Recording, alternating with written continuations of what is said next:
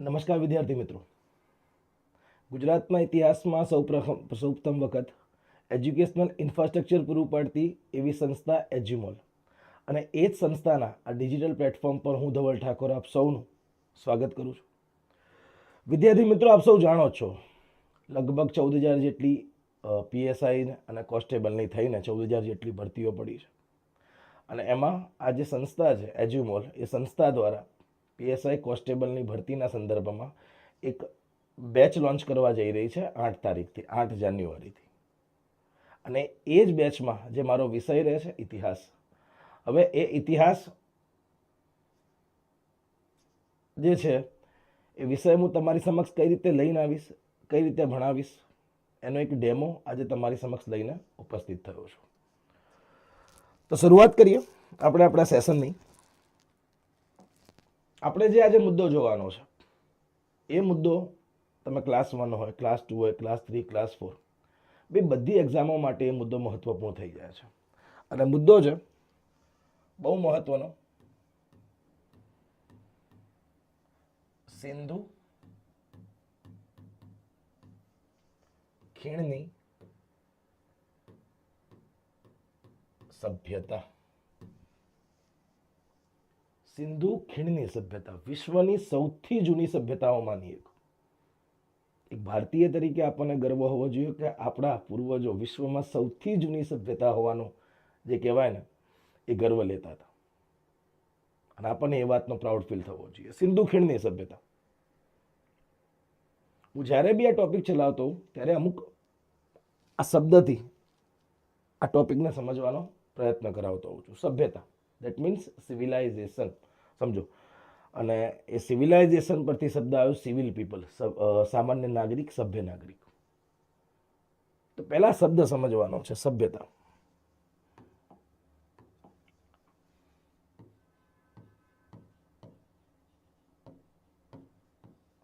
That means civilisation.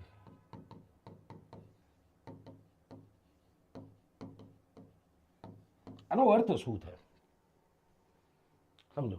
આ સભ્યતા, આ જે લોકો છે સિંધુ ખીણના, એ 3 થી 4,000 વર્ષ પહેલા, જે લમસમ આંકડો આવે છે લગભગ 3 થી 4,000 વર્ષ પહેલા આ સભ્યતા થઈ ગઈ. અને એના હાલમાં મળેલા અવશેષોના આધારે, એટલે અંગ્રેજોને અવશેષો મળવાની શરૂઆત કરી હતી, અને અત્યારે બી ધીરે ધીરે અવશેષો મળતા જ જાય છે. તો જે પ્રમાણે અવશેષો મળ્યા છે એ અવશેષોના આધારે નક્કી કર્યું કે આજથી 3 થી 4,000 વર્ષ પહેલા જે લોકો થઈ ગયા હતા એ બધા સભ્ય હતા. એટલે એને શું કહેવાય? સભ્યતા. ભાઈ, આપણે સમાજમાં જે સમાજમાં રહીએ છીએ, જ્યાંથી આપણે બિલોંગ કરીએ છીએ, એ બી આપણે સભ્ય સમાજ જ કહીએ છીએ કે ના ભાઈ આ સભ્ય સમાજ છે, સમજો. એટલે આપણે બી શું કહેવાઈએ? સભ્યતા કહેવાઈએ, સિવિલાઇઝેશન કહેવાઈએ. તો મારો સવાલ એક જ થાય કે આજથી 4,000 વર્ષ પહેલા જે લોકો થઈ ગયા હતા એવા તો કયા અવશેષ હતા, સમજો, જેના આધારે આજથી 4,000 વર્ષ પહેલા થઈ ગયેલા લોકોને આપણે સભ્ય નામનું એક આખું કેટેગરી આપી. આપણે એમને સભ્યતા કેવી પડી? એ કારણ શું? કેમ કે આપણે આપણી જાતને સભ્યતા કહીએ છીએ. તો સમજવું તો પડે ને કે આજથી 4,000 વર્ષ પહેલા જે લોકો થઈ ગયેલા એમના માટે આપણે સભ્ય શબ્દ લગાડ્યો કેમ? એ સમાજને આપણે સભ્યતા કેમ કીધી? યાદ રાખજો, સભ્યતાની એક સિમ્પલ ડેફિનેશન છે. શું છે વ્યાખ્યા સભ્યતાની?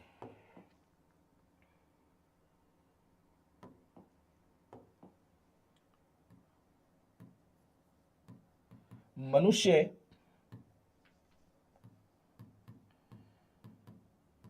પોતાની બુદ્ધિ, અમુક શબ્દો મહત્વના છે ભાઈ.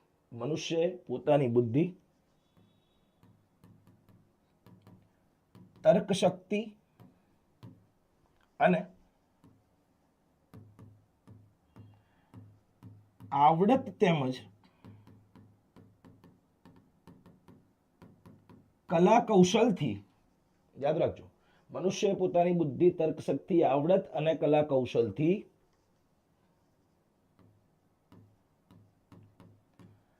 તત્કાલીન સમાજ માટે, તત્કાલીન એટલે તે સમયનો, સમજો, તત્કાલીન સમાજ માટે જે કંઈ પણ ભૌતિક સુખ સુવિધાનું નિર્માણ કર્યું છે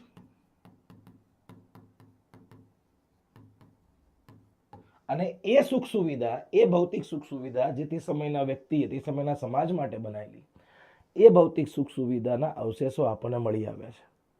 તે અવશેષોના આધારે આપણે શું કીધું? એને સભ્યતા કીધું. યાદ રાખજો. તો કઈ પણ ભૌતિક સુખ સુવિધાનું નિર્માણ કર્યું છે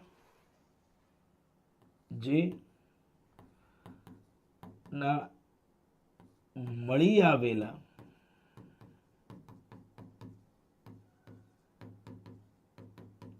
અવશેષોના આધારે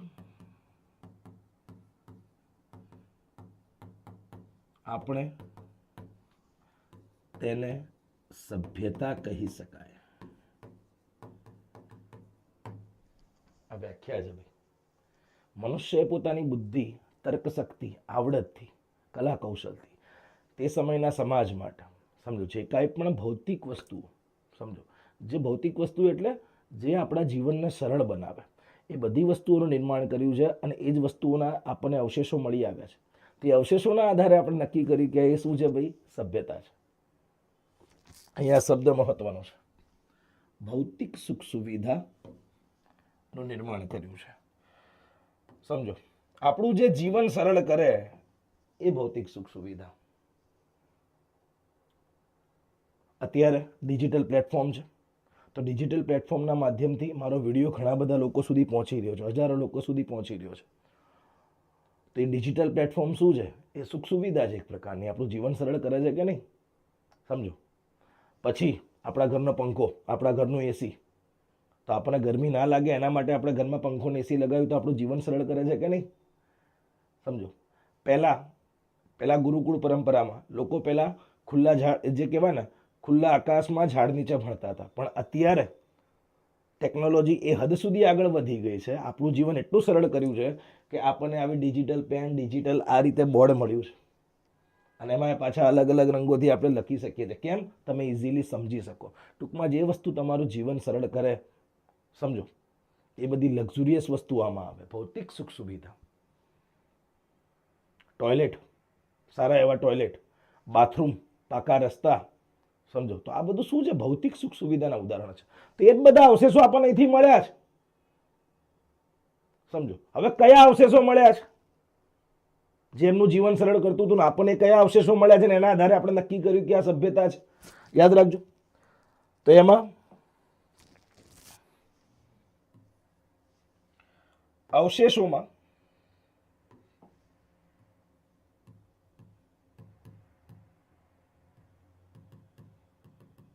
યાદ રાખજો, એવા તો કયા અવશેષો મળ્યા છે, એ બધી કઈ ભૌતિક સુખ સુવિધા મળી છે જેના આધારે આપણે નક્કી કર્યું કે આજથી 4 થી 5,000 વર્ષ પહેલા જે લોકો થઈ ગયા હતા એ બધા સભ્ય સમાજ કહેવાતા, એ સભ્યતા કહેવાતી. તો યાદ રાખજો, એમાં પહેલું છે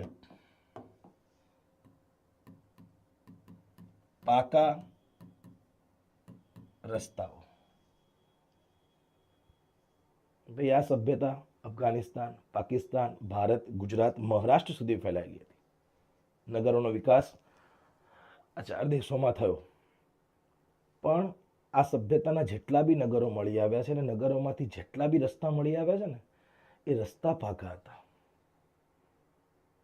અને એક બી રસ્તો એવો નથી મળ્યો કે જ્યાં ખાડો ના હોય. સમજો, રસ્તા બધા પાકા અને સ્મૂધ, ખાડા હતા જ નહીં, ખાડા વગર બધા રસ્તા મળી આવ્યા છે. સમજો, ખાડા વગરની સભ્યતા આને કહી શકાય. આપણે એક બી રસ્તા એવા નથી, બધે ચારે બાજુ ભૂવા જ છે ભાઈ, ખાડા જ પડેલા છે. સમજો, પાકા રસ્તાઓ, ખાડા વગરના, આ વિશેષતા છે. બીજું ભાઈ ટોયલેટ મળી આવ્યા છે. અને ટોયલેટ પણ પાછા કેવા ખબર છે? ટોયલેટ પણ કેવા? ફ્લશ વાળા. હડપ્પા મોહેંજો-દડોમાંથી ફ્લશ વાળા ટોયલેટ મળી આવે છે જે આપણે અત્યારે વાપરીએ છીએ. વિચારો, આપણા પૂર્વજો 3-4 હજાર વર્ષ પહેલા એ વાપરતા હતા ફ્લશ વાળા ટોયલેટ. તો એ બી શું છે ભાઈ? સુખ સુવિધા છે કે નહીં? પછી પાકા મકાનો. પાકા મકાનો, ફરતી કહું છું, પાકા રસ્તા, ખાડા વગરના, એક બી જગ્યાએ ખાડો મળ્યો નથી, યાદ રાખજો. બીજું, ટોયલેટ, હર ઘર ટોયલેટ મળી આવ્યા છે, અને એમાં હડપ્પા અને મોંજોદડોમાં ફ્લશવાળા ટોયલેટ મળી આવ્યા છે. પાકા મકાનો બી મળી આવ્યા છે. તો એ બી શું છે? પાકા મકાનો બી આપણું જીવન સરળ કરે છે કે નહીં? પહેલાનો વ્યક્તિ ગુફાઓમાં રહેતો, ધીરે ધીરે ધીરે ધીરે અપડેટ કરતો કરતો કરતો આજે ક્યાં પહોંચ્યો છે? પાકા મકાનો સુધી. થોડું આગળ જઈએ. બાથરૂમ, દરેક ઘરમાં ટોયલેટ, દરેક ઘરમાં બાથરૂમ. આ સિવાય તમને જોવા મળશે દરેક ઘરમાં કૂવો,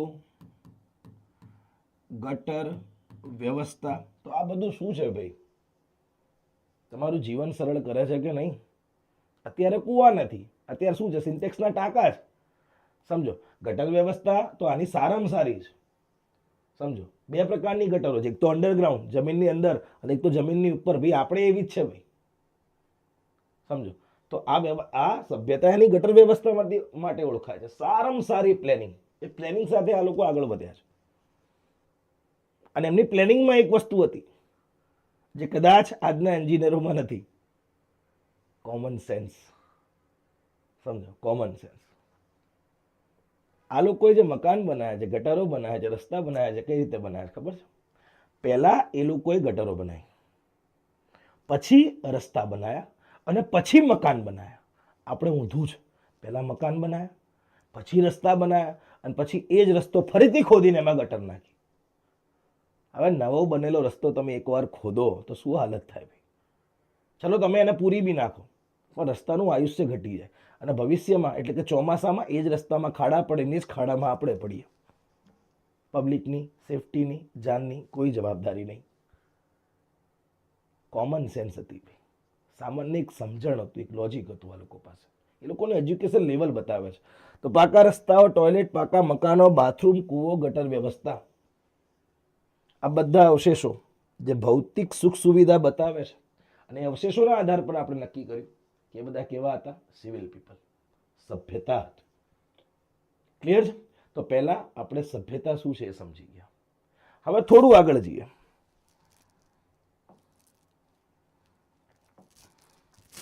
હવે આ સભ્યતાને બીજા કયા કયા નામથી ઓળખવામાં આવે છે? મારે એ ટોપિક પર આવવું છે. સભ્યતાના વિવિધ નામો. પહેલા આપણે એ સમજી ગયા સભ્યતા કોને કહેવાય. હવે આ સભ્યતાને બીજા કયા કયા નામથી ઓળખવામાં આવે છે, મારે એની ઉપર આવવું છે. યાદ રાખજો, સ્ટેપ બાય સ્ટેપ આપણે જવાનું છે, કેમ કે બહુ મહત્વપૂર્ણ ટોપિક છે. તમે કોઈ બી એક્ઝામ જોઈ લો, કોઈ બી એક્ઝામ, ક્લાસ 1 થી લઈને ક્લાસ 4, આમાંથી 2-3 માર્ક્સના ક્વેશ્ચન હોય ને હોય જ. આ ટોપિકમાંથી ક્વેશ્ચન હોય, એટલે મેં આજે આ ટોપિક તમારી સમક્ષ લઈને ઉપસ્થિત થયો છું. તો આ સભ્યતાનું પહેલું નામ ભાઈ, આ સભ્યતાનું પહેલું નામ જે આપણે આગળ લખ્યું છે, સિંધુ ખીણની સભ્યતા. તો આ સભ્યતાને સિંધુ ખીણની સભ્યતા કેમ કહેવાય? આ સભ્યતાને સિંધુ ખીણની સભ્યતા કેમ કહેવાય? સિમ્પલ છે. આ સભ્યતાનો વિકાસ જે છે એ સિંધુ અને તેની સહાયક નદીઓના કિનારે થયો હોવાથી, ભાઈ આ સભ્યતાનો સંપૂર્ણ વિકાસ સિંધુ અને તેની સહાયક નદીઓના કિનારે થયો હતો. અને એમ બી યાદ રાખજો, કોઈ બી સંસ્કૃતિઓ ને એ સંસ્કૃતિ જ આગળ જઈને સભ્યતા બને. એટલે સભ્યતાના કેન્દ્રમાં શું છે? સંસ્કૃતિ. હું આગળ સમજાવીશ. કોઈ બી સંસ્કૃતિનું પારણું હંમેશા નદી કિનારે જ બંધાય. ટૂંકમાં કોઈ વ્યક્તિ પોતાનું ઘર ક્યાં બનાવશે કે જ્યાં પાણી એ ઇઝીલી અવેલેબલ હોય, ઇઝીલી એક્સેસ કરી શકતો હોય. એટલે પાણી જીવન છે ભાઈ. સમજો, પાણી હોય તો જ સભ્યતા બને, પોસિબલ જ નથી એ વસ્તુ પાણી વગર. એટલે તમે વિશ્વની કોઈ બી સભ્યતા જોઈ લો, એ તમને નદી કિનારે જ જોવા મળશે. સમજો, અમદાવાદ તમે જુઓ, સાબરમતી નદીના કિનારે. ગાંધીનગર, સાબરમતી. સુરત તમે જુઓ, ભરૂચ તમે જુઓ, ઇવન લંડન તમે જુઓ, થેમ્સ નદીના કિનારે. સારામાં સારા નગરો, સારામાં સારા શહેરો હંમેશા નદી કિનારે જ વિકસ્યા છે. એવી રીતે આ સભ્યતા પણ યાદ રાખજો, નદી કિનારે જ વિકસી હતી. પણ કઈ નદી? સિંધુ અને તેની સહાયક નદીઓ. હવે સિંધુ અને તેની સહાયક નદીઓ કઈ? તો ઉત્તરથી દક્ષિણમાં આખો એક ક્રમ આપું છું. સિંધુ, ઝેલમ, ચિનાબ, રાવી, બિયાસ અને સતલજ. આ ઉત્તરથી દક્ષિણ નદીઓનો સાચો ક્રમ છે. આ નદીઓના પ્રાંગણમાં આ સભ્યતાનો જન્મ થયો અને ધીરે ધીરે ધીરે ધીરે એ આગળ જઈને મોટા પ્રમાણમાં વિકસી. એટલે એને શું નામ મળ્યું છે? સિંધુ ખીણની સભ્યતા. ક્લિયર છે? આ પહેલું નામ. તમે આના નામ સોલ્વ કરશો ને તો મને મુદ્દો બહુ ઇઝી લાગશે કે સાહેબ નામમાં શું કરાવો છો, પણ તમે આ નામ સોલ્વ કરશો ને તો અમુક ક્વેશ્ચન તો એમને થઈ જશે ભાઈ. સમજો. હવે એનું બીજું નામ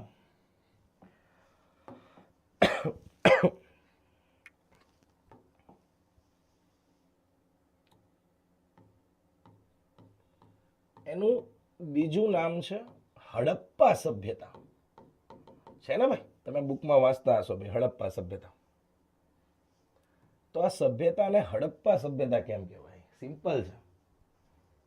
આ સભ્યતાના આપણને સૌથી પહેલા અવશેષો એ હડપ્પા નામે સ્થળેથી મળ્યા હોવાથી આપણે એને શું કીધું છે? હડપ્પા સભ્યતા.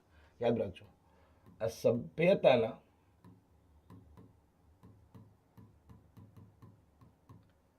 સૌપ્રથમ અવશેષો હડપ્પા નામે સ્થળેથી મળ્યા હોવાથી આપણે એને શું કીધું છે ભાઈ? હડપ્પા સભ્યતા. હડપ્પા યાદ રાખજો પાકિસ્તાનમાં આવેલો છે. આપણે આગળ જોઈશું પાકિસ્તાનનો જે મોન્ટગોમરી જિલ્લો છે, યાદ રાખજો. અને હડપ્પાનો અર્થ શું થાય છે ખબર છે? હડપ્પાનો અર્થ થાય છે શિવનું ભોજન. હડપ્પા શિવનું ભોજન. મોહેંજો-દડો આ સભ્યતાનું બીજું સ્થળ, મરેલાનો ટેકરો. પછી ભારતમાં જ એક સ્થળ આવેલું છે રાજસ્થાનમાં, કાલીબંગા. એનો અર્થ થાય કાળા રંગની ટેકરીઓ, બંગડીઓ, કાળા રંગની બંગડીઓ. પછી ગુજરાતમાં આપણે આવેલું છે લોથલ, આ સભ્યતાનું આંતરરાષ્ટ્રીય બંદર. તો લોથલનો બી એક અર્થ થાય છે લાશોનો ઢગલો. તો આ લોકોના જે મહત્વના સ્થળો છે ને એના અલગ અલગ નામ છે, એ નામ પણ આપણે જોવાના છે. તો હડપ્પાનો અર્થ શું થાય છે ભાઈ? શિવનું ભોજન. અને આ રીતે એને હડપ્પા નામ મળે છે. ક્લિયર છે? થોડું આગળ જઈએ, એનું ત્રીજું નામ અહીંયા જ લખું છું. એનું ત્રીજું નામ છે આદ્ય ઐતિહાસિક સભ્યતા. હવે સાહેબ આ શું છે? આદ્ય ઐતિહાસિક સભ્યતા, આ એનું ત્રીજું નામ છે. કઈ રીતે પડ્યું તમે સમજો. ઇતિહાસના 3 ભાગ: પ્રાગ ઐતિહાસિક, પ્રાગ ઇતિહાસ, આદ્ય ઇતિહાસ અને ઇતિહાસ. પ્રાગ ઇતિહાસ કોને કહેવાય? યાદ રાખજો. તો કે મનુષ્યનું એ જીવન, એ સમય કે જેના કોઈ લેખિત પુરાવા મળ્યા જ નથી. કોઈ લેખિત પુરાવો નથી, માત્ર તેના આપણને અવશેષો મળી આવ્યા છે. અને અવશેષોના આધારે આપણે એક થિયરી ડેવલપ કરી. ઉદાહરણ તરીકે પાષાણકાળ. પાષાણકાળના લોકોને પ્રોપર ખાતા નહોતું આવડતું, બોલતા નહોતું આવડતું, તો એ લખશે ક્યાંથી? પણ તેમ છતાંય આપણા ઇતિહાસનો ભાગ છે ને. પણ કયો ભાગ? પ્રાગ ઇતિહાસ. તો યાદ રાખજો, જે કાળના લેખિત પુરાવા આપણને મળ્યા જ નથી, માત્ર ને માત્ર અવશેષો મળી આવે છે ને એના આધારે આપણે એક થિયરી ડેવલપ કરી છે. સમજો, એના આધારે આપણે રિસર્ચ કર્યું છે. તો એને શું કહેવાય? પ્રાગ ઇતિહાસ. બીજો ભાગ આદ્ય ઇતિહાસ. આદ્ય એટલે અડધો. એવો કાળ, મનુષ્યનો એવો સમય, યાદ રાખજો, કે જ્યાં આપણને લેખિત પુરાવા તો મળ્યા છે પણ આપણે એને વાંચી જ નથી શકતા. તો એ કાળને શું કહેવામાં આવે છે? આદ્ય ઇતિહાસ. અને ઇતિહાસ ત્રીજી કેટેગરી, જે મનુષ્યનો એ કાળ, સમય કે જેના આપણને લેખિત પુરાવા પણ મળ્યા છે અને આપણે એને વાંચી પણ શકીએ છીએ. તો એને શું કહેવાય? ઇતિહાસ. તો યાદ રાખજો, હડપ્પા સભ્યતાને આદ્ય ઐતિહાસિક સભ્યતા કેમ કીધી છે? કેમ કે એના લેખિત પુરાવા તો મળ્યા છે પણ શું એ લિપિ, શું એ લખાણને આપણે વાંચી શક્યા છે? ના. સમજો, તે સભ્યતાને શું કહેવાય? આદ્ય ઐતિહાસિક સભ્યતા. કેમ કે લેખિત પુરાવા મળ્યા છે, લેખિત પુરાવા મળ્યા તો છે, પરંતુ તેને વાંચી શકાતા નથી. તેથી આ સભ્યતાને શું કહેવાય ભાઈ? આદ્ય ઐતિહાસિક સભ્યતા. એ લોકોની મહોરો જે છે, મુદ્રા જે છે, એની ઉપર આપણે સિક્કા હોતા, સિક્કા ઉપર કે લખાણ હોય, સત્યમેવ જયતે લખ્યું હોય, અથવા તો જે પણ કાંઈ અંદર લખ્યું હોય, તો અહીંયા બી આ લોકોની જે મહોરો મળી આવી છે, એ મહોરોમાં જે ઉપરની સાઈડ છે ને, આવું કંઈક એ લોકોએ કંઈક આવું લખેલું છે. પણ હવે શું લખ્યું છે એ કોઈને નહીં ખબર. એ લોકો એટલા ડેવલપ હતા, અને આપણે બી જુઓ કેટલા ડેવલપ છીએ. આપણી જાતને કહીએ છીએ ને કેટલા વિકસિત સભ્યતા છે ભાઈ, ડિજિટલ સભ્યતા. એટલા ડિજિટલ થઈ ગયા છે કે એઆઈ, આર્ટિફિશિયલ ઇન્ટેલિજન્સને આપણે ખાલી કહો કે આવો આવો મને ફોટો બનાવીને આપે, ફોટો બનાવીને આપશે. આપણે ખાલી એને આદેશ આપવાનો છે. પણ તેમ છતાંય આપણે આ સભ્યતાની લિપિ વાંચી શકવામાં અક્ષમ છીએ. એનો મતલબ આ હાઈટેક સભ્યતા હતી. યાદ રાખજો, આદ્ય ઐતિહાસિક સભ્યતા, આ ત્રીજું નામ છે કે નહીં? ધીરે ધીરે તમારો કન્સેપ્ટ ક્લિયર થાય છે. કેમ કે હું છોકરાઓને વારે ઘડીએ કહેતો હોઉં છું, જે છોકરાઓ ખરેખર આ એક્ઝામની તૈયારી કરે છે ને, એના માટે આ મેસેજ છે. પહેલી વાત, આ સ્કૂલ કોલેજ નથી. સ્કૂલ કોલેજમાં કેવું હતું? તમે ગોખીને પાસ થઈ જતા હતા. સાહેબ 15 કે 20 સવાલ આપે, એમાંથી પૂછાય કે આટલું કરી નાખજે, આમાંથી જ પૂછાશે. તમે હોય કે હું કોલેજ આ રીતે જ પાસ કરી છે, સ્કૂલ આ રીતે જ પાસ કરી. પણ તકલીફ ક્યાં થઈ? અહીંયા.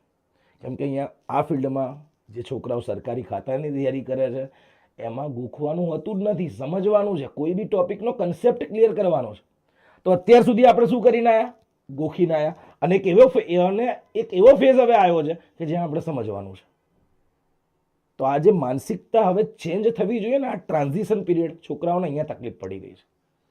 એટલે હું છોકરાઓને વારે ઘડીએ કહેતો હોઉં છું, સમજો, ગોખવા કરતા, એને વાંચવા કરતા સમજો કે આને કેમ હડપ્પા કીધું છે, કેમ આદ્ય ઐતિહાસિક સભ્યતા કીધું છે.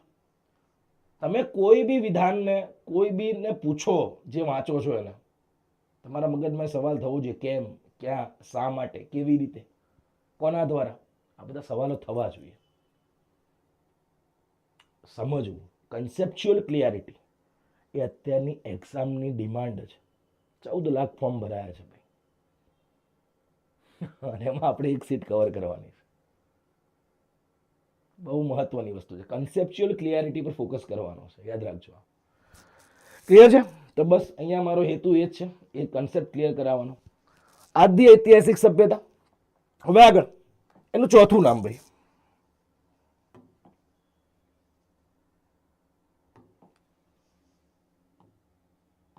એનું ચોથું નામ છે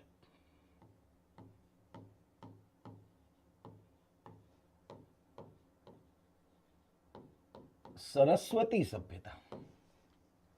હવે સાહેબ, સરસ્વતી સભ્યતા, તો જેને કદાચ આ ટોપિક વાંચેલો ના હોય, પહેલી વાર મારો સેશન જોતો હોય, તો એને તો એવું લાગે માતાજીના નામ પરથી છે. ના, સરસ્વતી એ નદી હતી.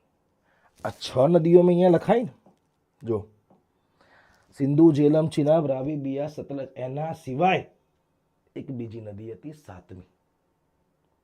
એને જ આપણે વૈદિક સભ્યતા, એટલે કે આના પછીની સભ્યતા, સિંધુ ખીણ પછીની સભ્યતા, આપણે કહીશું સપ્ત સિંધુનો પ્રદેશ. યાદ રાખજો. તો હવે આ નદી સરસ્વતી સભ્યતા, એને સમજીએ. પહેલી એક વાત તો ક્લિયર લાગજો, આ જે સરસ્વતી નદી છે ને, હાલ એ નદી લુપ્ત પ્રાય અવસ્થામાં છે. એટલે નથી ભાઈ, એ નદી અત્યારે છે જ નહીં, સમજો. પણ આ સભ્યતાનું એક સ્થળ છે હરિયાણામાં. હરિયાણાનો જે આ વિસ્તાર છે, અહીંયા રાખી ગઢી, એ રાખી ગઢીનું ઉત્ખનન હાલે ચાલે છે. અને ઉત્ખનન દરમિયાન જેમ જેમ એ લોકો ખોદતા ગયા નીચે, ઉત્ખનન કરતા ગયા, એમ આપણને આ સરસ્વતી નદીના અવશેષો મળ્યા છે. તો એવું કહેવામાં આવે છે કે રાખી ગઢી નદી જે છે એ હરિયાણા બાજુથી નીકળીને જે આ કચ્છનો જે વિસ્તાર છે, હવે કચ્છનો કયો વિસ્તાર, તો કે લખપત. યાદ રાખજો, લખતર એ સુરેન્દ્રનગર અને લખપત એ કચ્છ. તો એ નદીની શરૂઆત થતી હતી અહીંથી અને પૂરી ક્યાં થતી હતી? કચ્છના લખપત સુધી. યાદ રાખજો. અને મેં હમણાં જ કીધું, કોઈ બી સંસ્કૃતિનો જન્મ, કોઈ બી સંસ્કૃતિનું પારણું ક્યાં બંધાય? નદી કિનારે. તો યાદ રાખજો, આ નદીની આજુબાજુ ભારતમાં, કેમ કે ભારત પહેલા તો છે ગાંધાર સુધી હતું, પાકિસ્તાન તો હતું જ નહીં, સમજો. તો ભારતમાં આ સભ્યતાના મોટા ભાગના નગરોનો વિકાસ એ આ નદી કાંઠે થયો હોવાથી આપણે એને શું નામ આપ્યું? સરસ્વતી સભ્યતા.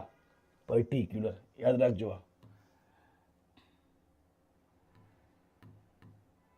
મોટા ભાગના મહત્વના નગરોનો વિકાસ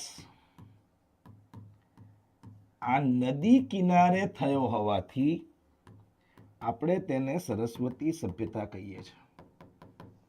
ક્લિયર છે? આ નદી નથી, યાદ રાખજો, લુપ્ત પ્રાય અવસ્થામાં છે. પણ એક એક્સ્ટ્રા માહિતી, તમે કન્ફ્યુઝ ના થાવ એના માટે ગુજરાત પર આવી જાઓ. ગુજરાતમાં કેમ સાહેબ? તો રીઝન છે, મેપથી સમજીએ આપણે. અને બીજી વસ્તુ, આ એક્ઝામ માટે મેપ મહત્વના છે.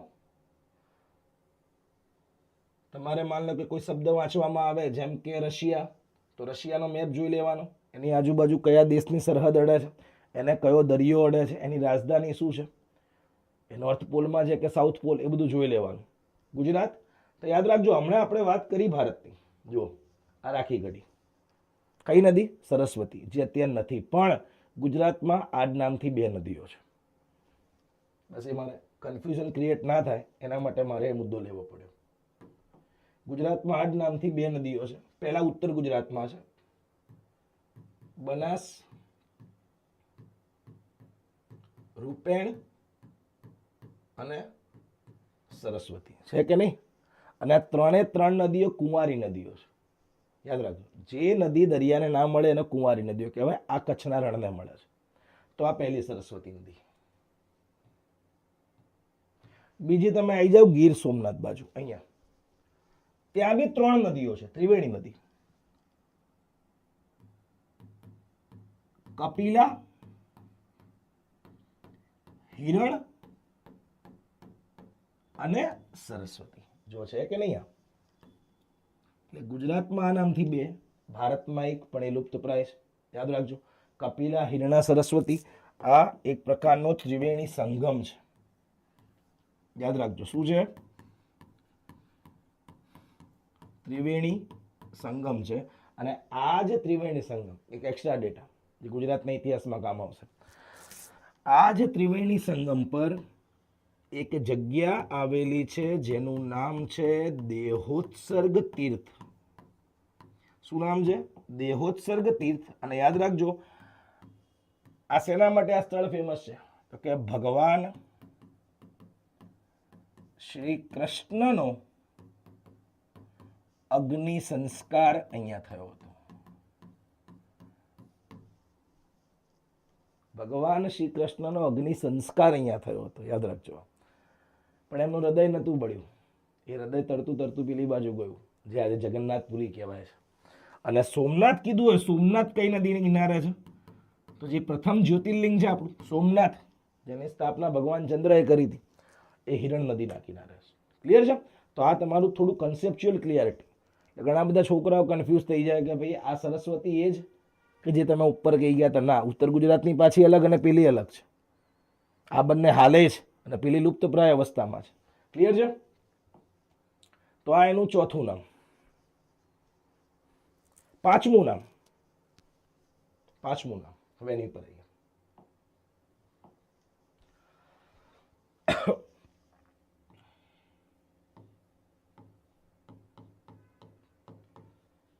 કાંસ્ય યુગીન સભ્યતા. કાંસ્ય યુગીન સભ્યતા, કાંસુ ધેટ મીન્સ બ્રોન્ઝ. સમજો હવે આને કાંસ્ય યુગની સભ્યતા કેમ કીધી છે? સમજો, સિમ્પલ છે. આ સભ્યતાના લોકોએ, જો આને સિમ્પલ રીતે મારે કહેવું હોય તો, સૌથી વધુ વપરાશ કાંસાનો કર્યો છે. સૌથી વધુ વપરાશ કાંસાનો કર્યો છે, યાદ રાખજો.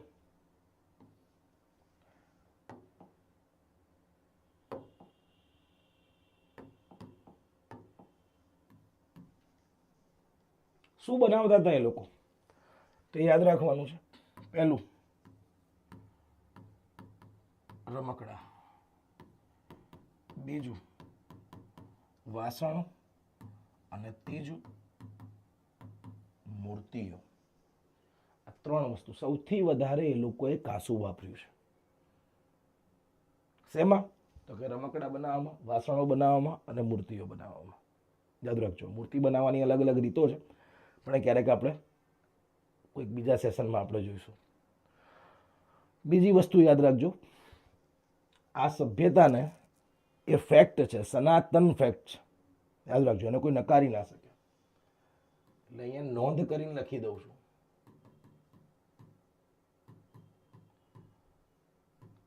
આ સભ્યતાને લોખંડ સાથે કોઈ લેવા દેવા ન હતું. જો તમને વિધાન વાક્યોમાં એમ પૂછે કે મોહેંજો-દડોમાંથી આપણને લોખંડના વાસણો મળી આવ્યા છે, લોખંડની મૂર્તિ મળી આવી છે, તો એ વિધાન ખોટું પડે. આ સભ્યતાને લોખંડ સાથે કોઈ જ લેવા દેવા હતું નહીં.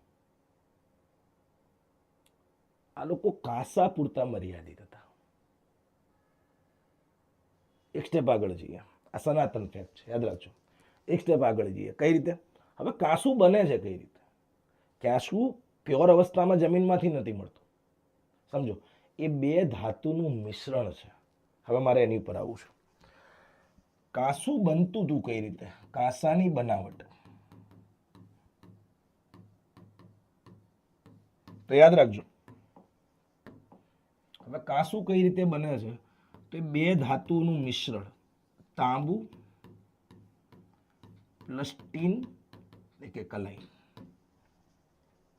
આ બે ધાતુઓ ભેગી કરીને આ લોકો શું બનાવતા હતા? કાંસુ. હવે તમે એક બીજી વસ્તુ વિચારો. આ તમને એક બીજો પોઈન્ટ ઓફ વ્યૂ આપું છું. સમજો, તાંબુ અને કલાઈ એ લોકો ભેગી કરતા હતા અને કાંસુ બનતું હતું. તો આનો અર્થ શું થયો? એ લોકો ધાતુ વિજ્ઞાન જાણતા હતા. સમજો, આ એમનું એજ્યુકેશન લેવલ બનાવે છે, બતાવે છે. આ એમનું શૈક્ષણિક સ્તર બતાવે છે. એમને એ વસ્તુ ખબર હતી કે આ બંને ધાતુઓ ભેગી કરીશું એટલે કાંસુ બનશે. કાંસુ થોડું મજબૂત હોય ભાઈ. સમજો, ચોલ કાળબાઈ નટરાજ શિવની મૂર્તિ બની હતી 9મી સદીમાં, એ બી કાંસાની હતી. અત્યાર સુધી એમને એમ છે, સચવાયેલી છે, મજબૂત ધાતુ છે ભાઈ. સમજો, એટલે એ લોકોને એ વસ્તુની ખબર હતી. આ એમનું એજ્યુકેશન લેવલ બતાવે છે, શૈક્ષણિક સ્તર બતાવે છે. યાદ રાખજો. ક્લિયર છે? એટલે તમે મોહેંજો-દડો જુઓ, હડપ્પા જુઓ, પછી લોથલ બાજુ જુઓ, તમને ઘણી બધી એવી ધાતુઓ ગાળવાની ઘણા બધા સ્થળોએથી ભઠ્ઠીઓ મળી આવી છે ધાતુ ગાળવાની. યાદ રાખજો. તો એ કદાચ આ વસ્તુ કરતા હશે લોકો. હવે થોડું આગળ જઈએ. મેં આ કીધું અહીંયા કન્સેપ્ટ ક્લિયર કરવાનો છે. અને મેં હમણાં કીધું કે આ સભ્યતાના લોખંડ સાથે કોઈ લેવા દેવા હતું નહીં. તો સવાલ એ થાય, કેમ લેવા દેવા નતું? આજે આપણી સભ્યતાની વાત કરો, ટાંકણીથી લઈને મોટા મોટા પ્લેનોમાં, હથિયારોમાં, 5મી પેઢીના પ્લેનોમાં લોખંડનો ક્યાંક ને ક્યાંક ઉપયોગ થાય છે. પણ આ લોકોએ લોખંડ વગર જ એક હાઈટેક સભ્યતા ડેવલપ કરી. તો તો કેમ આ લોકો આટલા બધા ભણેલા ગણેલા હોવા છતાં એ લોકો લોખંડ સુધી કેમ ના પહોંચે કે આનું રીઝન શું?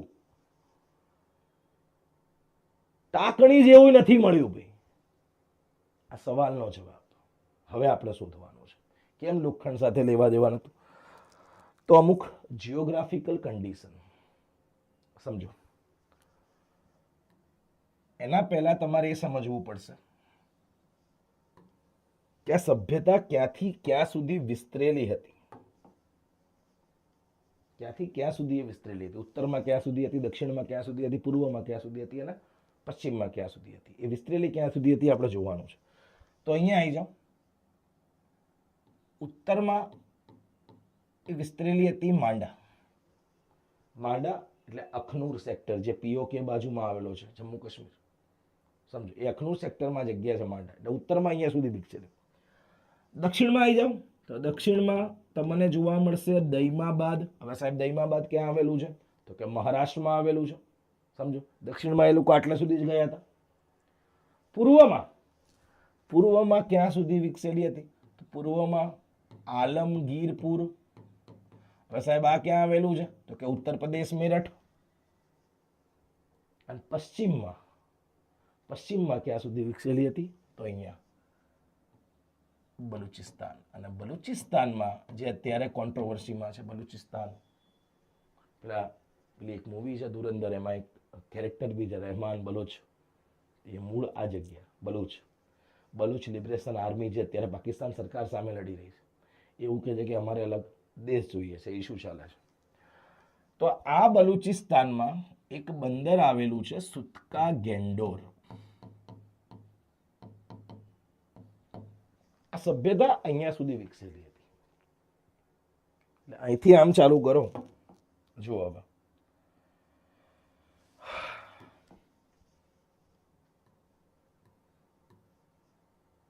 કચ્છમાં તો જોવા મળશે, સૌરાષ્ટ્રમાં જોવા મળશે ભાઈ.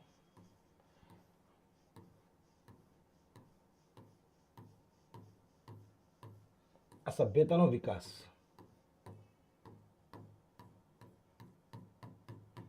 આટલો વિસ્તાર જો અહીંથી શરૂઆત થઈ. આ સભ્યતા અહીંયા સિંધુ ખીણના બીજ નખાય, ધીરે ધીરે લોકો અપડેટ ક્યાં થતા તે આગળ ક્યાં વધતા ગયા? આ બાજુ. ઓબ્વિયસલી આ બાજુ તો જવાનું નથી. હવે આ બાજુ કેમ નથી જવાના? ભાઈ ઢેખાડા પથરા પડ્યા છે, રણ પડ્યું છે. રણમાં કોઈ પોતાનું ઘર બનાવે? ના બનાવે. ઘર ક્યાં બને? મેં આગળ કીધું, નદી કાંઠે, જ્યાં પાણી ઇઝીલી અવેલેબલ હોય. પાણી અહીંયા ઇઝીલી મળતું હતું, એ લોકો આગળ વધ્યા છે આ બાજુ. ખ્યાલ આવે છે? પણ કેટલા સુધી આગળ વધ્યા? તો કે ઉત્તરમાં માંડા, પૂર્વમાં આલમગીરપુર, દક્ષિણમાં દૈમાબાદ, પશ્ચિમમાં તો છે જ, અહીંથી શરૂઆત થઈ હતી. હવે તમે જિયોગ્રાફીમાં એ વસ્તુ જોઈ લેજો, ત્યારે તમારે જિયોગ્રાફી ચાલશે. તમે જોઈ લેજો ભારતમાં લોખંડ ક્યાંથી મળે છે. લોખંડ છે ને આ બાજુથી મળે છે. પશ્ચિમ બંગાળ, છત્તીસગઢ, ઓડિશાનો જે વિસ્તાર છે, આ બાજુમાં લોખંડ મળે છે. અહીંયા આ જે વિસ્તાર છે, છોટા નાગપુરનો ઉચ્ચ પ્રદેશ, ઝરિયા, સિંહભૂમ, આ બધી જગ્યા. હવે તમે વિચારો, આર્યો આ બાજુ ગયા જ નથી તો લોખંડ મળશે કઈ રીતે એમને? એ લોકો પ્રોપર અહીંયા રહે, ત્યાંથી ખોદકામ કરે, પછી લોખંડ મળે ને. આ બાજુ કોઈ જગ્યાએ લોખંડ જ નથી. લોખંડ ક્યાં છે? આ બાજુ. અને એ જગ્યાએ લોકો ગયા જ નથી. તો જ્યારે એ બાજુ ગયા જ નથી, લોખંડ મળશે કઈ રીતે? એટલે જ એ લોકોએ પોતાને જે ધાતુ મળતી હતી એ ધાતુને મજબૂત કરી. કઈ રીતે? તાંબુ અને ટીન ભેગું કર્યું અને શું બનાવ્યું? સૌથી મજબૂત ધાતુ કાંસુ બનાવી. એક ઓપ્શન ક્રિએટ કર્યો. કેમ એમની પાસે લોખંડનો ઓપ્શન હતો જ નહીં, કેમ કે લોખંડ આ બાજુ છે. તાંબુ સૌથી વધારે અહીંયા મળે છે. રાજસ્થાનનો જે ખેતડી વિસ્તાર તમે જોઈ લેજો અહીંયા. એટલે એ લોકો ઇઝીલી તાંબુ અફોર્ડ કરી શકતા હતા. અને કલાઈ ટીન ધાતુ એ લોકો લાવતા હતા મેસોપોટેમિયાથી. હું તમને આગળ એ વિસ્તાર બતાવી. મેસોપોટેમિયા અહીંયા છે, ત્યાંથી લાવતા હતા. બંને ભેગું કરીને એ લોકો કાંસુ બનાવતા હતા. તો આ તમારો જવાબ, આ કન્સેપ્ટ યાદ રાખજો. અને આ સભ્યતાના થઈ ગયા વિવિધ નામ. ક્લિયર છે? પહેલા આપણે જોઈ ગયા સભ્યતા કોને કહેવાય. બીજું આપણે જોઈ ગયા સભ્યતાના વિવિધ નામ. ત્રીજું અહીંયા જ લખું છું,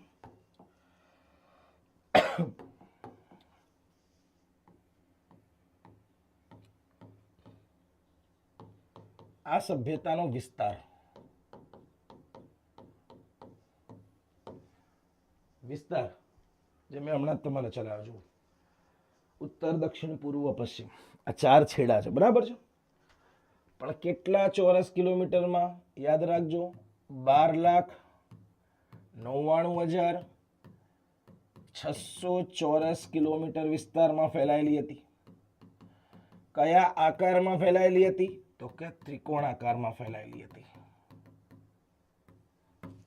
યાદ રાખજો, ત્રિકોણાકારમાં ફેલાયેલ છે. અને ત્રીજી વસ્તુ, આ સભ્યતાના નિર્માતા, નિર્માતા એટલે ભારતમાં હજારો વર્ષોથી અલગ અલગ જાતિઓ અલગ અલગ રસ્તેથી અલગ અલગ ઉદ્દેશ સાથે આવી છે. અને એમાંની એક જાતિ આવી હતી દ્રવિડ. એ દ્રવિડ જાતિ ભૂમધ્ય સાગર નામે વિસ્તાર એટલે એના તટીય વિસ્તારમાંથી આવી, અહીંયા સ્થાયી થઈ અને અહીંથી ધીરે ધીરે અહીંયા પહેલા એમને પોતાની સંસ્કૃતિ બનાવી. જ્યાં સ્થાયી થાવ ઓબ્વિયસ છે સંસ્કૃતિ બનવાની જ. અને આ જ સંસ્કૃતિ જેમ જેમ અપડેટ થતી ગઈ એમ એમ એણે સભ્યતાનું સ્વરૂપ ધારણ કર્યું. યાદ રાખજો. એટલે આ સભ્યતાના નિર્માતા કઈ જાતિને કહેવામાં આવે છે? દ્રવિડ જાતિ. હવે આ દ્રવિડ જાતિ આવી હતી ક્યાંથી? તો કે ભૂમધ્ય સાગરના તટીય વિસ્તારોમાંથી. એમની કઈ જરૂરિયાત સંતોષવા આવી હશે ભાઈ. અને એમની જરૂરિયાત ક્યાં સંતોષાઈ? તો કે ભારતમાં. અહીંયા સ્થાયી થઈ ગયા. અને પછી ધીરે ધીરે અપડેટ થતા ગયા. ધીરે ધીરે ધીરે ધીરે એ જ સંસ્કૃતિ શેમાં કન્વર્ટ થઈ? સભ્યતામાં કન્વર્ટ થઈ. હવે આ સ્ટેટમેન્ટ કોણે આપ્યું છે? અંગ્રેજોએ આપ્યું છે કે દ્રવિડ જાતિ આવી અને આ સભ્યતાનું નિર્માણ કર્યું. અંગ્રેજો શું કહે છે ખબર છે? કે નો ડાઉટ આ વિશ્વની સૌથી જૂની સભ્યતાઓમાંની એક છે. પ્લેનિંગ સાથે સભ્યતા આગળ વધેલી છે, પણ આના નિર્માતા ભારતીયો નથી એવું કે છે. ભારતીયોને ક્રેડિટ આપતા જ નથી. હવે એમની થિયરી કઈ આવી? તો કે આ સભ્યતાનું નિર્માણ દ્રવિડ જાતિ, આ સભ્યતાનું નિર્માણ ભારતીયોએ નથી કર્યું. કોણે કર્યું છે? દ્રવિડ જાતિએ. પણ એની સામે જે ભારતીય ઇતિહાસકારો છે, સમજો, રાષ્ટ્રવાદની ભાવના જાગૃત થઈ અને પછી એ જ ભાવનાને એને આગળ કન્ટિન્યુ કરી. કઈ રીતે? ઇતિહાસ લખવામાં. સમજો, કોઈ હથિયારો ઉપાડ્યા, એ રાષ્ટ્રવાદની વિચારધારાના રૂપમાં કોઈ હથિયારો ઉપાડે જેને ક્રાંતિ કહીએ છીએ. કોઈએ પોલિટિકલ ઓર્ગેનાઇઝેશનની સ્થાપના કરી, કોંગ્રેસને ઘણી બધી છે. અને કોઈએ સાહિત્ય લખવાની શરૂઆત કરી. પણ મૂળ રાષ્ટ્રવાદ તો ભારતીય ઇતિહાસકારો શું કહે છે? કે આ સભ્યતાનું નિર્માણ કોઈ બહારથી આવેલ જાતિને નહીં કર્યું. આ સભ્યતાનું નિર્માણ ભારતના લોકોએ જ કર્યું છે. એના ઘણા બધા તર્ક આપ્યા છે, જેમ કે દેવતાઓ શેમ આવે છે, પશુઓ શેમ આવે છે, રેણી કેણી શેમ આવે છે. એના આધારે ભારતીય ઇતિહાસકારોએ કીધું છે કે આ સભ્યતાના નિર્માતા મૂળ ભારતીયો હતા. પણ જે આપણી બુકમાં લખેલું છે, જે આપણું ઓફિશિયલ સ્ટેન્ડ છે સરકારનું, આપણે એની પર જવાનું, દ્રવિડ જાતિ. નો ડાઉટ આને સુધારવાની જરૂર છે, પણ તેમ છતાંય લખેલું છે એટલે આપણા આન્સર બી એ જ આવશે. ક્લિયર છે આ વિસ્તાર? હવે થોડું આગળ જઈએ. બહુ મહત્વનો મુદ્દો.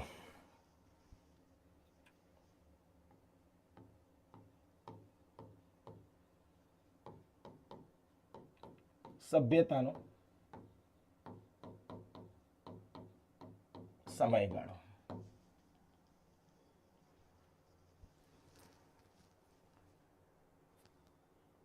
ક્યારે એક્ઝામમાં સિંધુ ખીણની સભ્યતાનો સમયગાળો પૂછાય નહીં. ક્યારેય નથી પૂછા અને ન પૂછાશે. તો સાહેબ તમે કરાવી શું લેવા રહ્યા છો? ભાઈ સમજવા માટે કે સભ્યતા કેટલી જૂની છે. ઇતિહાસની ક્રોનોલોજી સમજવા માટે કે સિંધુ ખીણ પછી વૈદિક સભ્યતા આવે, વૈદિક સભ્યતા પહેલાં સિંધુ ખીણ આવે. છોકરાઓના મગજમાં ઘુસાડવા માટે આપણે સમયગાળો સમજાઈએ છીએ. સમજો. હવે સિંધુ ખીણ સભ્યતા, એનો સમયગાળો ચોક્કસ નથી. ઇવન સરકારી બુકમાં પણ અલગ અલગ સમયગાળો આપેલો છે.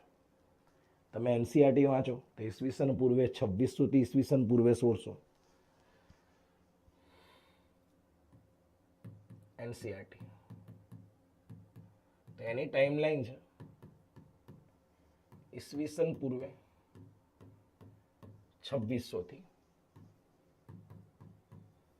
ઈસવીસન પૂર્વે 1600, બરાબર છે. હવે જીસીઆરટી ભાઈ એ બી સરકારનું છે ને, Gujarat council of education research and training, પેલું છે national council of education research and training. બંને સરકારની પ્રિન્ટ અને આંકડા જુઓ, બંને અલગ અલગ, તથ્યો અલગ અલગ. જીસીઆરટી શું કહે છે? ઈસવીસન પૂર્વે 2350 થી ઈસવીસન પૂર્વે 1750. તો સાહેબ આ આંકડા અલગ અલગ કેમ? એના બે કારણ છે. મેં આગળ ઘણી વાર કહી ગયેલો છું. બે કારણ છે. પહેલું, આપણે લિપિ વાંચી જ નથી શક્યા.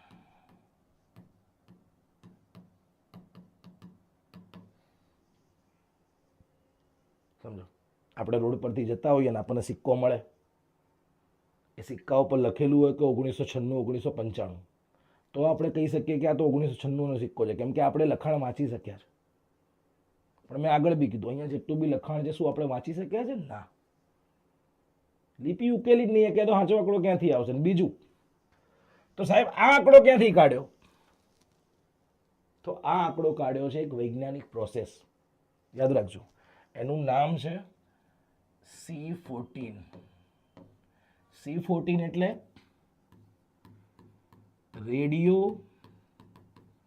કાર્બન ડેટિંગ પદ્ધતિ. આ પદ્ધતિના આધારે આપણે આંકડો કાઢ્યો છે, પણ યાદ રાખજો એ એક્યુરેટ નથી હોતો, એ લમસમ આંકડો બતાવે છે, લગભગ બતાવે છે. એટલે એના આધારે નક્કી કર્યું, અને એના આધારે તમે જો આંકડા અલગ અલગ છે. કોઈ કેન્દ્ર સરકાર એવું કહી રહી છે 2600 છે, ગુજરાત સરકાર એવું કહી રહી 2300 છે, ઘણી બધી બુકોમાં અલગ લખ્યું છે.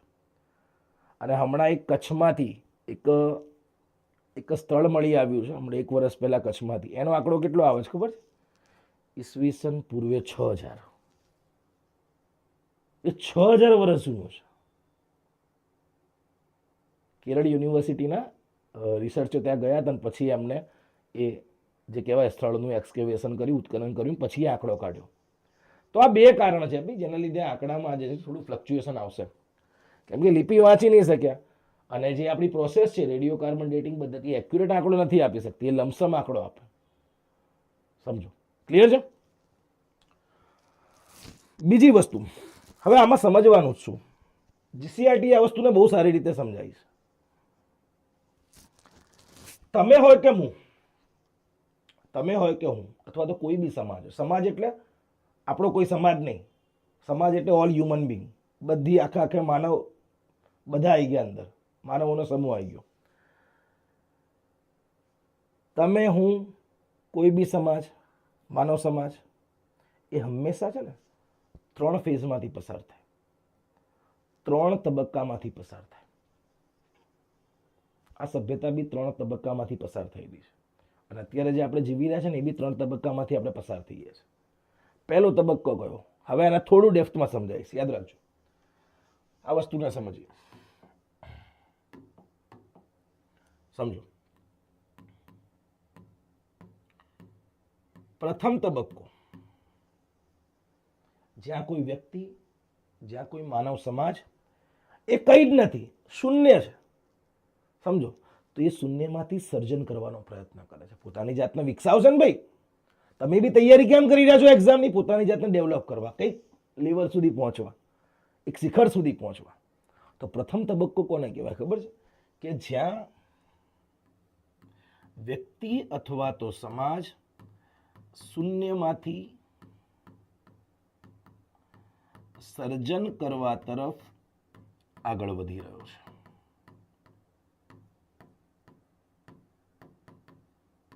સાહેબ સમજાવો, દોરીને સમજાવો, વિઝ્યુલાઇઝેશન જુઓ. આ શૂન્યમાંથી આપણે કંઈ જ નથી, તો આપણે ક્યાં વધી રહ્યા છે ભાઈ? સર્જન કરવા તરફ. આ પહેલો તબક્કો. તમે હોય કે હું, બધા આપણે આ જ ફેઝમાં છીએ અત્યારે. આપણી જાતનું સર્જન, એને ડેવલપ કરવા માટે આપણે આગળ વધી રહ્યા, સંઘર્ષ કરી રહ્યા છે.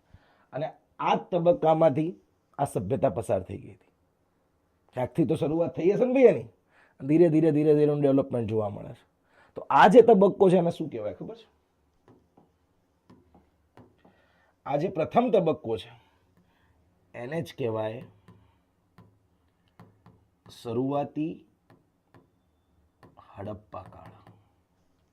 કે જ્યાં હડપ્પા કાળ એ સર્જન કરવા તરફ આગળ વધી રહ્યો હતો. અને એનો સમયગાળો કેટલો ખબર છે? જો ઈસવીસન પૂર્વે 3500 થી ઈસવીસન પૂર્વે 2400.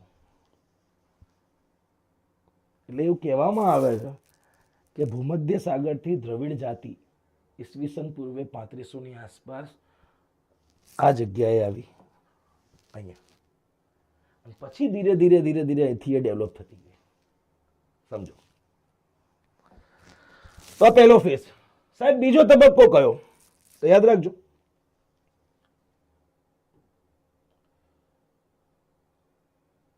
બીજો તબક્કો કયો કે જ્યાં આપણે જે વસ્તુ પામવાની હતી, જે જગ્યાએ પહોંચવાનું હતું, એ આપણે પામી લીધી છે. શિખર પર આપણે પહોંચી ગયા છે.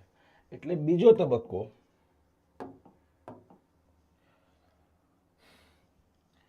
અહીંયા લખું. બીજો તબક્કો જ્યાં આપણો સંપૂર્ણ વિકાસ થઈ ગયો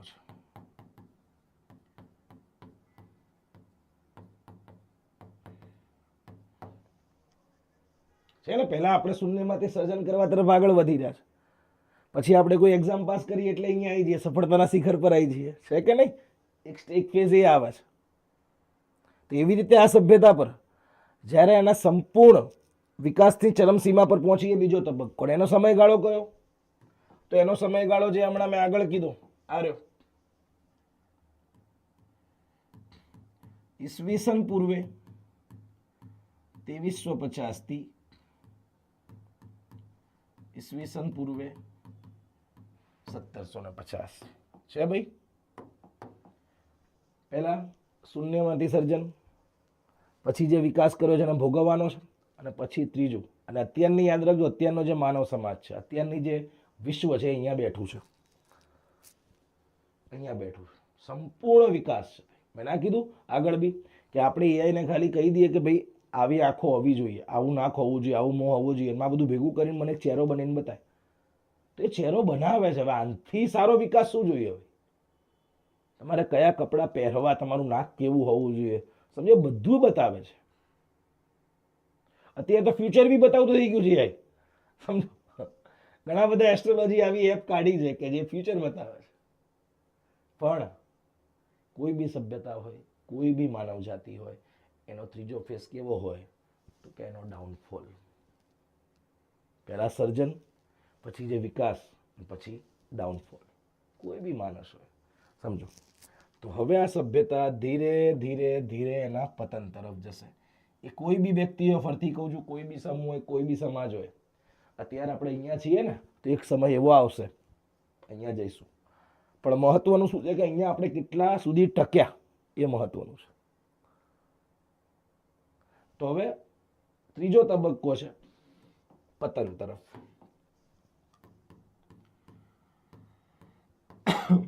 ત્રીજો તબક્કો પતન તરફ, અને એની ટાઈમલાઈન શું છે?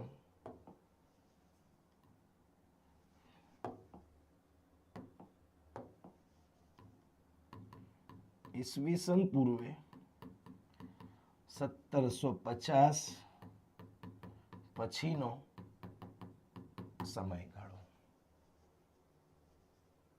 શૂન્યમાંથી સર્જન, વિકાસ, ડાઉનફોલ. શૂન્યમાંથી સર્જન, વિકાસ, ડાઉનફોલ. દરેક વ્યક્તિ, દરેક સમાજ આ ફેઝમાંથી પસાર થાય છે. ક્લિયર છે? સૌથી મહત્વ. હવે આગળ વધીએ.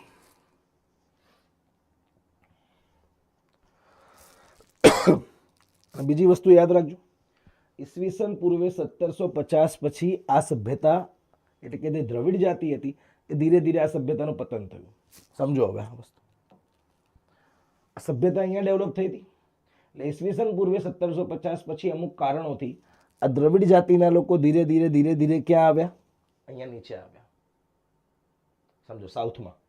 અને આ જે જગ્યા ખાલી પડી હતી એ જ જગ્યા ભરવા ઈસવીસન પૂર્વે 1500 ની આસપાસ મધ્ય એશિયામાંથી આર્યો આવે છે અને શરૂઆત કરે છે વૈદિક સભ્યતાની. એટલે અહીંયા પેલું સંસ્કૃતનું એ વાક્ય સાચું પડશે, અંતઃ અસ્તિ પ્રારંભ. એક સભ્યતાનો અંત થાય છે અને બીજી સભ્યતાની શરૂઆત થાય છે. આર્યો વૈદિક સભ્યતા. ક્લિયર છે? તો આ સભ્યતાનો સમયગાળો એક એક કરીને જોઈ લઈએ ફરતી ભાઈ. પહેલા સભ્યતા શું છે આપણે એ સમજી ગયા, બરાબર છે. પછી એના અવશેષો જોઈ ગયા, ભૌતિક સુખ સુવિધા કે જેના આધારે આપણે સભ્યતા નક્કી કર્યું. પછી આ સભ્યતાના વિવિધ નામ, સિંધુ ખીણની સભ્યતા, હડપ્પા સભ્યતા, આદ્ય ઐતિહાસિક સભ્યતા, સરસ્વતી સભ્યતા. પછી આ ડેટા એક્સ્ટ્રા જોઈ ગયા હતા. પછી કાંસ્ય યુગીન સભ્યતા. પછી આ સભ્યતાનો વિસ્તાર આપણે જોઈ ગયા. પછી આ સમયગાળો આપણે જોઈ ગયા. અને હવે એકદમ બેઝિક ડેટા છે, યાદ રાખજો. વર્ષ 1856 આવું તમને ફેક્ટ જ આપું છું, એકદમ સ્ટોરીમાં નથી લઈ જજો. વર્ષ 1856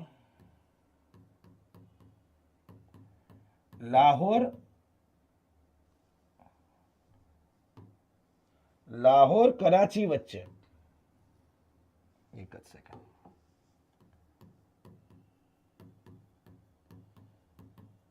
લાહોર કરાચી વચ્ચે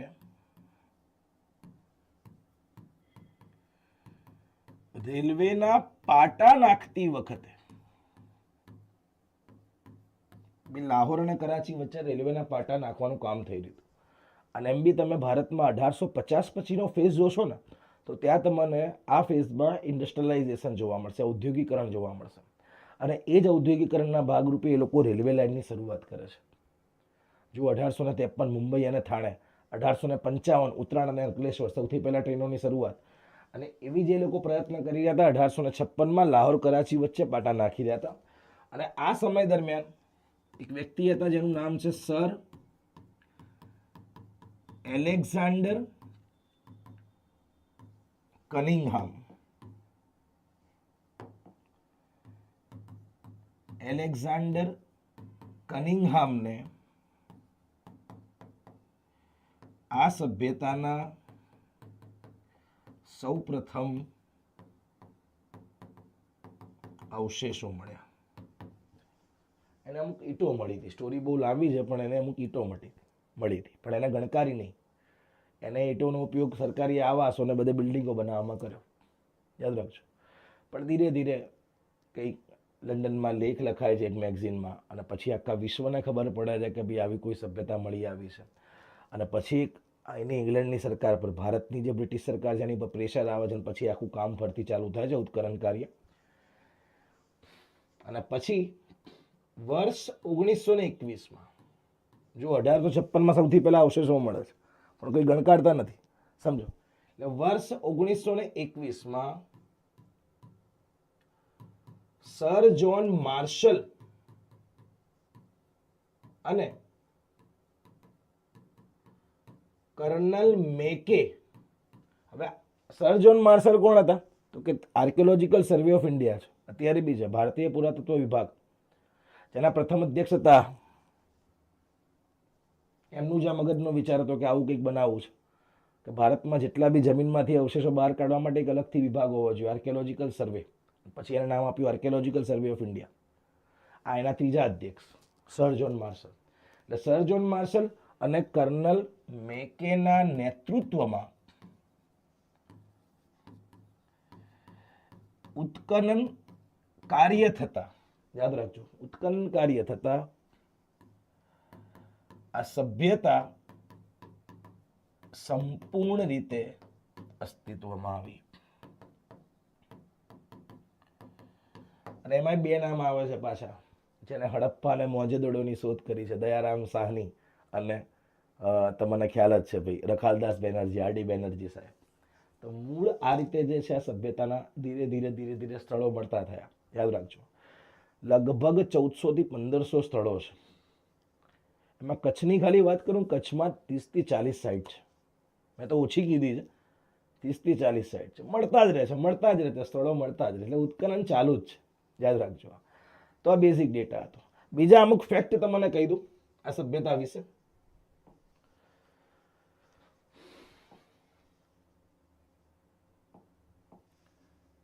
મહત્વના તથ્યો.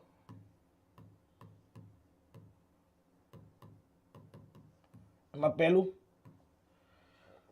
જે મેં આગળ કીધું કે આ સભ્યતાને લોખંડ સાથે કોઈ લેવા દેવા નહોતું. કોઈ લેવા દેવા નહોતું.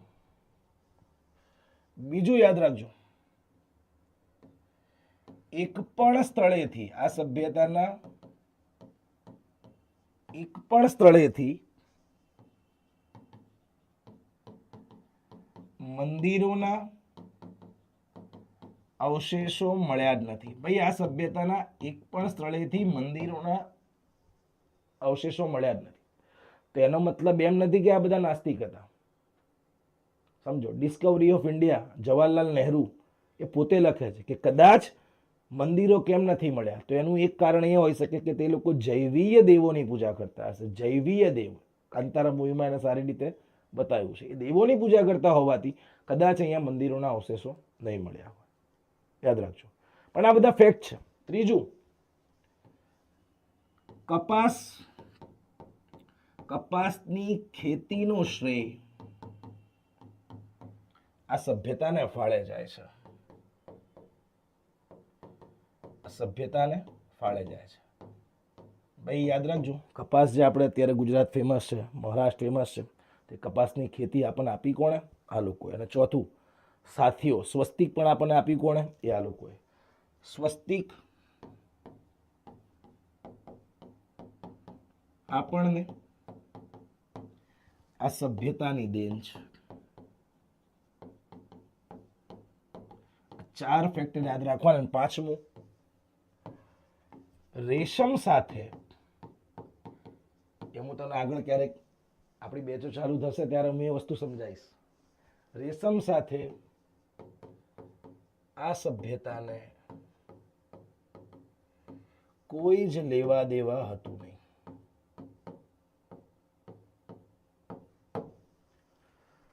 કોઈ જ લેવા દેવા હતું નહીં. આ 5 સનાતન ફેક્ટ છે, યાદ રાખવાના છે. ક્લિયર છે? અને છેલ્લે એક ઓવરવ્યૂ આપ્યો છે મેં આ સભ્યતાનો.